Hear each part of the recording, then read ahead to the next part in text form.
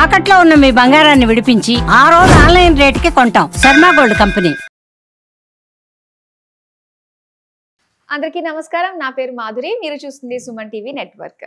మనకి ఉగాది ముందు రోజున మీన రాశిలోకి శని ప్రవేశించాడు.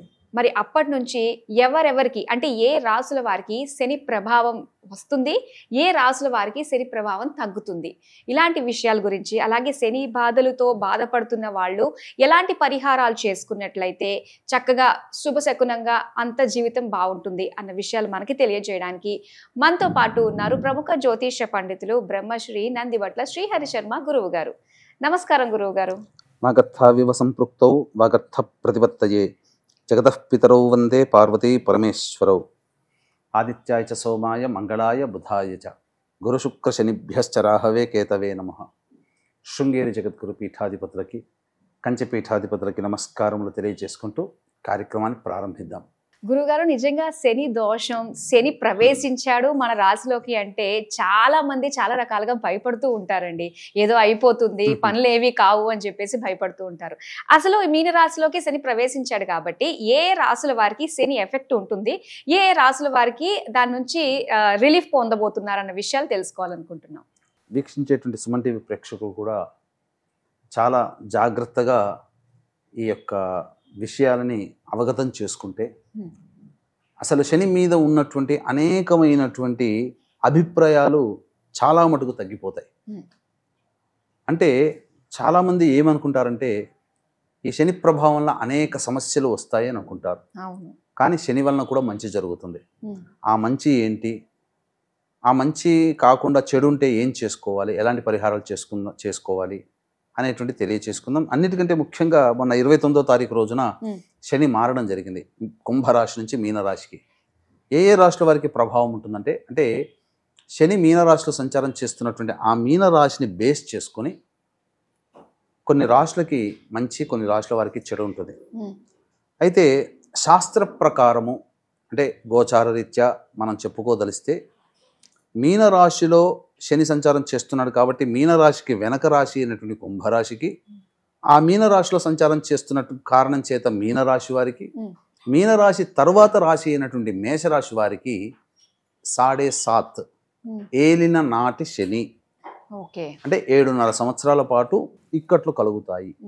తర్వాత మీనరాశి ఏ రాశికైతే 10వ రాశి అవుతుందో కంటక శని అని అంటారు. మిథున రాశి నుంచి మీనరాశి 10వ స్థానం. కాబట్టి మిథున రాశిలో జన్మించినటువంటి వారికి కంటక శని ప్రభావం అనేటువంటిది ఉంటుంది. వీళ్ళకి ఎన్ని సంవత్సరాలు ఉంటుంది? 2.5 సంవత్సరాలు. అంటే ఈ కంటక శని అంటే కంటక అంటే ఏంటి, గోతి కంటకము అని అంటారు కదా, పెద్ద గొయ్యి అని అర్థం. ఇప్పుడు మామూలుగా ఉన్న వ్యక్తి గొయ్యిలో పడితే పైకి రావడానికి ఎంత సమయం పడుతుంది, అలాగే ప్రతి ప్రయత్నము కూడా అలా బాధగా ఉంటుంది అని అర్థం. అంటే కాలిలో ముళ్ళు కుచ్చుకున్న వ్యక్తి అడుగడుగుకి ఎంత బాధపడతాడో ఆ యొక్క వ్యక్తి చేస్తున్నటువంటి వృత్తి ఉద్యోగ వ్యాపారాల్లో మరియు చేసే ప్రయత్నంలో అనేక ఇబ్బందులు పడుతుంటారు, కీర్తి ప్రతిష్టలు తగ్గుతాయి అని చెప్పి ఈ యొక్క కంటక శని దోషానికి సంబంధించి గురైనటువంటి మిథున రాశి వారికి ఏర్పడుతుంది. ఇక అష్టమ శని ఏ రాశికి 8వ రాశి అవుతుంది మీనరాశి అంటే సింహరాశికి 8వ రాశి అవుతుంది మీనరాశి. కాబట్టి అష్టమ శని మీనరాశి వారికి ముఖ్యంగా ఆరోగ్య సమస్యలు, దురదృష్టం వెంటాడుతూ ఉండడం, అన్ని విధాలుగా చేసిన ప్రతి ప్రయత్నము ఆటంకాలు కలుగుతుండడం సింహరాశి వారికి కలుగుతుంది. ముఖ్యంగా ఆరోగ్యం మీద దెబ్బతీస్తుంది. అర్ధాష్టమ శని దోషము అంటే ఏ రాశి అయితే 4వ రాశి అవుతుందో ఆ రాశి అర్ధాష్టమ శని అంటే ధనుస్సు రాశి నుంచి మీనరాశికి అర్ధాష్టమ శని దోషం. కాబట్టి ఏలిన నాటి శని కన్నా, కంటక శని కన్నా, అష్టమ శని కన్నా అర్ధాష్టమ శని దోషం చాలా తీవ్రమైనటువంటిది. కాబట్టి ఈ అర్ధాష్టమ శని దోషం వల్ల అనేక రకాల సమస్యలు ఎఫెక్ట్ అవుతాయి.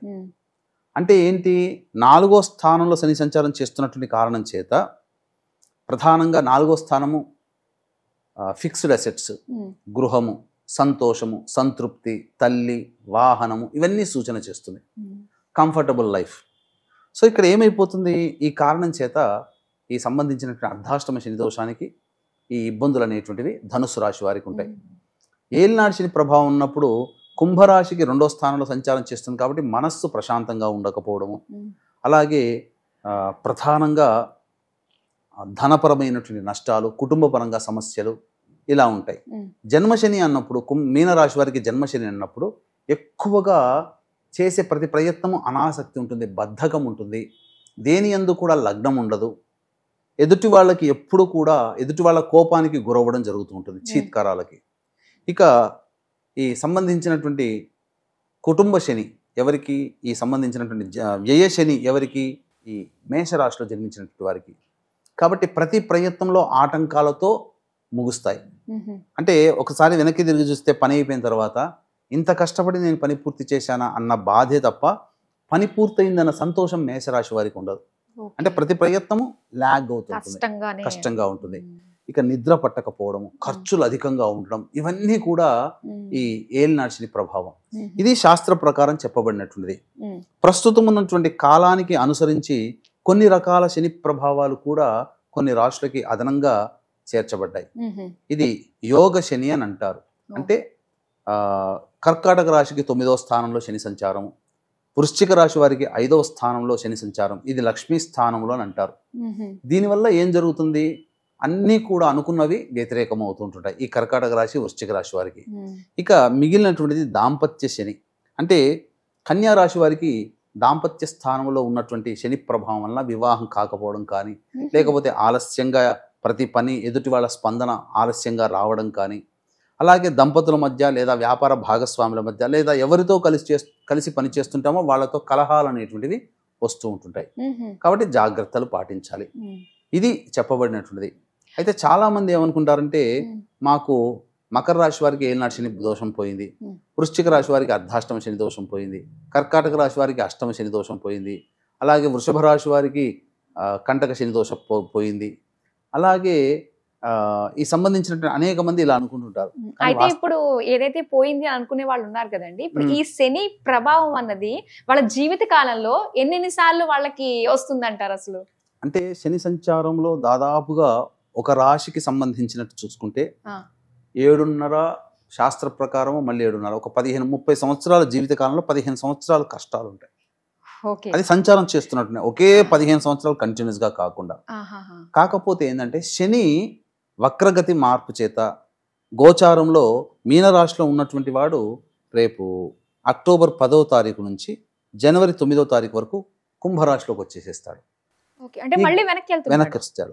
దానివల్ల ఏమవుతుంది, ఈ దోషం పోయిందని వృశ్చిక రాశి వాళ్ళకి అర్ధాష్టమ శని ఒక 4 నెలల పాటు ఉంటుంది. ఇలా అంటే మొత్తంగా ఓవరాల్ గా చూసుకుంటే 12 రాశుల వాళ్ళకి ఈ యొక్క శని దోష ప్రభావం అనేటువంటిది ఉంటుంది.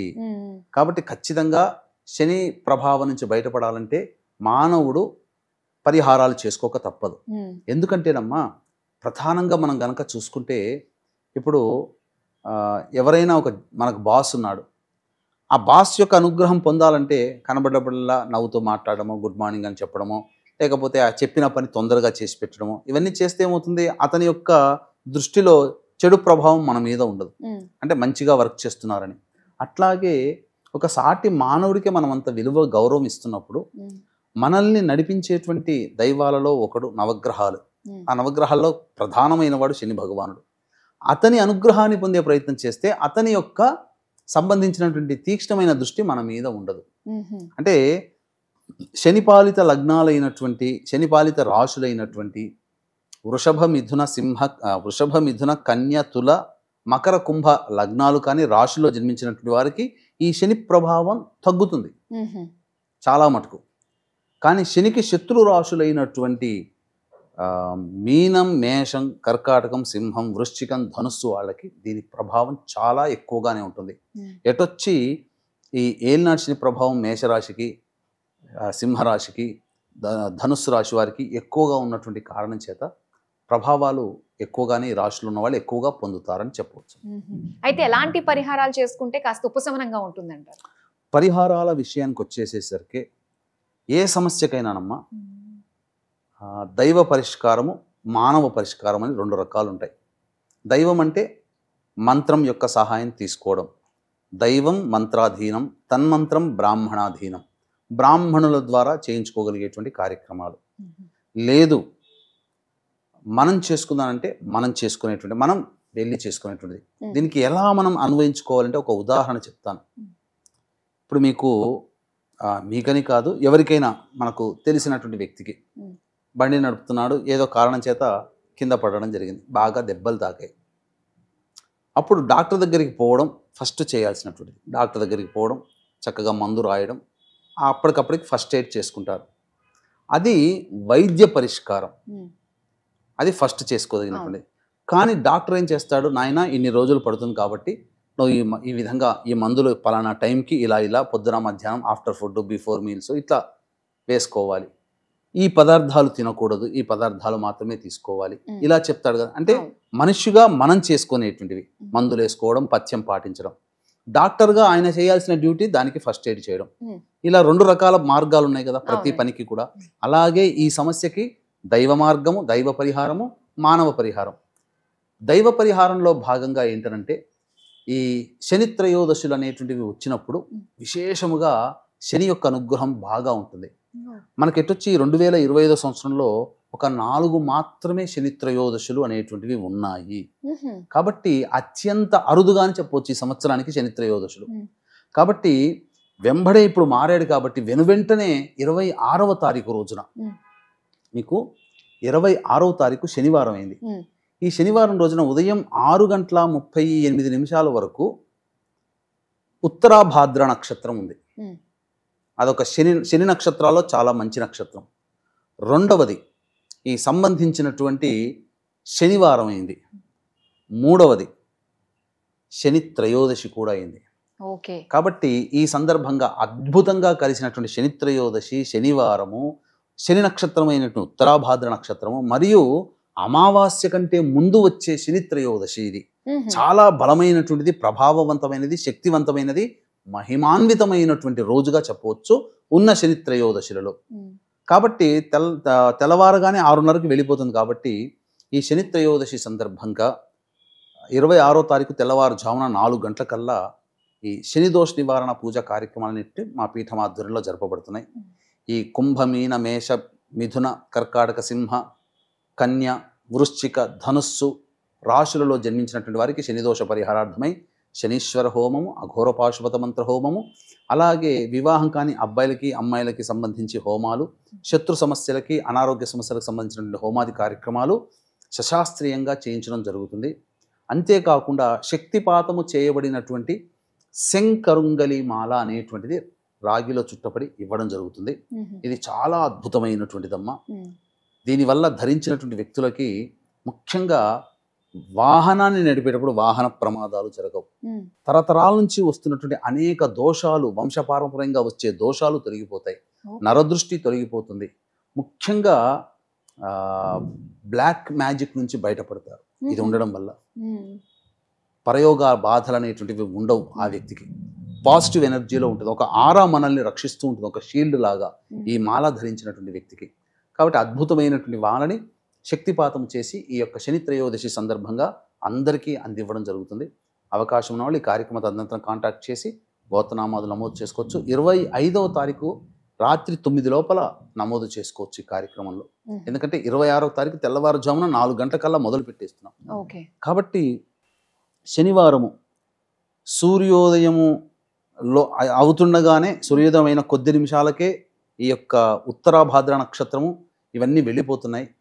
ఉదయం 8:36 వరకు ఈ సంబంధించినటువంటి త్రయోదశి తిథి కూడా ఉన్నటువంటి కారణం చేత అవకాశం ఉంటే పొద్దున్నే తెల్లవారుజామునే కాలకృత్యాదులు తీర్చుకొని చక్కగా అంటే శిరస్నానం అవన్నీ చేసి దేవాలయానికి, నవగ్రహాలు ఉన్నటువంటి శివాలయానికి చేరుకొని నవగ్రహాల చుట్టూ శివాయ నమః అంటూ 27 ప్రదక్షిణలు చేసి శని దేవతా స్తోత్ర పారాయణం చేయాలి. ముఖ్యంగా శనీశ్వరుడికి నల్ల నువ్వుల నూనెతో అభిషేకము జరిపించి 8 నల్ల నువ్వుల లడ్డూలు ఆ స్వామికి నివేదన చేసి అవకాశం ఉంటే రావి చెట్టు చుట్టూ కూడా ప్రదక్షిణ చేయవచ్చు. ఉండి దక్షిణం వైపు దక్షిణం కాదు పడమరం వైపు ఫేస్ పెట్టి హనుమాన్ చాలీసా ఒక 11 సార్లు పారాయణం చేయాలి. చేసినటువంటి వ్యక్తికి శని ప్రభావం నుంచి చాలా బయటపడతాడు. ముఖ్యంగా ఈ మీనరాశిలోకి శని ప్రవేశం చేసిన తరువాత కుంభమీన మేష మిథున కర్కాటక సింహ కన్య వృశ్చిక ధనుస్సు రాశి వారికి ఎక్కువగా ప్రభావం ఉంటుందమ్మా. అక్టోబర్ వరకు కూడా అవకాశం ఏముంది, పోయేది ఏముంది, మన చేతిలో ఉండే మన భక్తి తప్ప. అవును. కాబట్టి భక్తిపూర్వకంగా ఈ చెప్పినటువంటి పరిహారం చేసుకోండి. ఉమ్. అవకాశం ఉంటే మన పీఠం ఆధ్వర్యంలో జరిపేటువంటి శని త్రయోదశి సందర్భంగా దోష నివారణ కార్యక్రమంలో నమోదు చేసుకోవడం, ఉమ్. శంకరుంగలి మాలను కూడా సొంతం చేసుకోవచ్చు. ఉమ్. కేవలం 40 మంది భక్తులకి మాత్రమే ఈ యొక్క అవకాశాన్ని ఇవ్వడం జరుగుతుందమ్మా. ఓకే. అందరికీ కూడా వందల సంఖ్యలో మనం ఇవ్వలేము కూడా. ఉమ్. కాబట్టి అవకాశం ఉన్న వాళ్ళు చక్కగా వినియోగించుకోవచ్చు. ఓకే. సో ఎవరైతే మొదటగా కాల్ చేసి రిజిస్టర్ చేసుకుంటారో సో వాళ్ళకి మాత్రమే ఈ చక్కటి సంబంధించిన అవకాశం. ఉంటుందన్నమాట. గురుగారు అయితే మరి ఇప్పుడు ఎవరైతే ఇంత అలా చేసుకునే వాళ్ళు ఉంటారో అంటే పరిహారాలు లాంటివి, సో వాళ్ళకి తర్వాత ఈ శని నుంచి వచ్చే ప్రభావం అన్నది కాస్త తగ్గే అవకాశం ఉంటుందంటారా? శని ప్రభావము అనేటువంటిది అంటే ఇక్కడ మీరు గమనించుకోవాల్సింది ఏంటంటేనమ్మా, ఇప్పుడు ఎండాకాలం కదా, ఉమ్. బయటికి వెళితే ఒక 10 నిమిషాలు నడిచేసరికి మనకు ఉక్కపోత, ఎండ వేడి తట్టుకోలేకపోవడము, మంచినీళ్ళు ఎక్కడ కనబడతాయని చెప్పి ఎదురు చూడడం, అవును. చల్లటి చెట్టు కింద చేరుకోవాలని మనస్సు ఆరాటపడడం, ఉమ్. ఇవన్నీ జరుగుతాయి. అదే ఒక గొడుగు వేసుకుని వెళ్ళారనుకోండి, ఉమ్. మీరు ఎంత దూరమైనా నడవగలుగుతారు కదా. అవును. కొద్దిగా భరించగలిగే శక్తి ఉంటే, ఇది వేడిని భరించగలిగే శక్తి ఉంటే ఉమ్. మా శరీరం గొడుగు మనల్ని కాపాడుతుంది. ఉమ్. ఆ గొడుగు లాంటిదే శని అనుగ్రహం. ఓకే. అంటే మన పని బయటికి వెళ్ళి చేసుకోవాలి, చేసుకోక తప్పదు. కానీ ఒంటిగా నడిచి వెళితే కష్టపడుతూ బాధపడుతూ అనారోగ్యాన్ని కొని తెచ్చుకొని మనం పని పూర్తి చేసుకుంటాం, లేదా పని మధ్యలో ఆపేసుకొని వెనక్కి వస్తాం ఉమ్. పూర్తి కాకుండా. అదే గొడుగు సహాయం తీసుకున్నాం అనుకోండి, విజయవంతంగా మనం వెళ్ళి పని పూర్తి చేసుకుంటాం. ఆ గొడుగు లాంటి ఆచ్ఛాదన లాంటి వాడే శని భగవాన్ యొక్క అనుగ్రహం. ఉమ్. ఆ అనుగ్రహాన్ని గనక మనం సంపాదించుకుంటే ఉమ్. మనం ఎలాగో కష్టపడక తప్పదు. కానీ ఆ కష్టము మనల్ని, మనస్సుని, శరీరాన్ని బాధించకుండా మనకు తెలియకుండానే ఆ పని పూర్తి అయిపోతుంది. ఉమ్. ఇది శని అనుగ్రహం అంటే. ఓకే. ప్రతి ఒక్కరికి మీరు అన్నట్టుగానే 12 రాసుల వారు కూడా చేసుకోవాలి. చేసుకున్నట్లయితే చాలా మంచిది. ఎందుకంటే రాశిలో ఒక్క మీన రాశిలోనే ఈ సంవత్సరం అంతా ఉండట్లేదు, కుంభరాశిలో కూడా వస్తున్నాడు. గత 2.5 సంవత్సరాలుగా కుంభరాశిలో ఉన్నందువల్ల ఏ రాశుల వారికి శని ప్రభావం ఉందో మళ్ళీ 4 నెలల పాటు మళ్ళీ అదే ప్రభావము ఉంటుంది. కాబట్టి 12 రాశులు జన్మించినటువంటి వాళ్ళు శని ప్రభావానికి గురవుతారు. శని అంటేనే కర్మ నివృత్తి చేసేవాడు. కాబట్టి ఏమాత్రము కూడా భయపడకుండా గత జన్మ కర్మదోషాన్ని మనం తొలగించుకుంటున్నామనే ఆనందంతో చేసుకుంటే ఏ ఇబ్బంది లేదు. నిరంతరం దేవతానుగ్రహాన్ని పొందినటువంటి వ్యక్తులకి ఏ మాత్రము కూడా ఇబ్బందులు ఉండవని చెప్పవచ్చు. శని అంటే భయపడుతున్న వాళ్ళకి మీకు ఒక విషయం చెప్పమంటారా? శని అంటే చాలా మంది భయపడుతున్నారు. శని అంటే దరిద్రం అనుకుంటారు. కానీ డబ్బుని వెదజల్లేవాడు శని భగవానుడు. శని అనుగ్రహం కలిగితే డబ్బు ఆటోమేటిక్గా వస్తుంది. మీకు ఒక విషయం చెప్తానమ్మా. ఈ భారతదేశంలోనే శనికి సంబంధించినటువంటి ప్రఖ్యాతమైనటువంటి క్షేత్రం ఏంటి? శని సింగనాపూర్. అంటే మహారాష్ట్రలోనే ఉంది. ఈ మహారాష్ట్రలోనే అత్యధికంగా మనీ అనేటువంటిది అక్కడ ఉన్నది. తెలుసా మీకు? Bombay stock exchange finance state అది మహారాష్ట్ర. ఇన్ని రాష్ట్రాలు ఉండగా శని బాగా బలంగా ఉన్నటువంటి మహారాష్ట్ర ఎందుకు పైకి వచ్చింది? ప్రపంచవ్యాప్తంగా సెన్సెక్స్ అంటే స్టాక్ మార్కెట్లు అన్ని కూడా బాంబే దగ్గరనే కదా, అంటే ఆ రాష్ట్రంలో ఉన్నదే కదా. కాబట్టి ఈ ఒక్క ఎగ్జాంపుల్ చాలు. ధనం వస్తుంది అంటే శని అనుగ్రహం ఉంటే ధనం వస్తుంది, ఎవరు ఆపలేరు. చాలా బాగా చెప్పారండి. ఒక ధైర్యాన్ని కలిగించారు. శని అంటే ఇది కాదు, శని అంటే ఇది అని చెప్పేసి చాలా చక్కగా వివరించినందుకు ధన్యవాదాలండి. సర్వం శ్రీ ఉమామహేశ్వర పరబ్రహ్మార్పణమస్తు.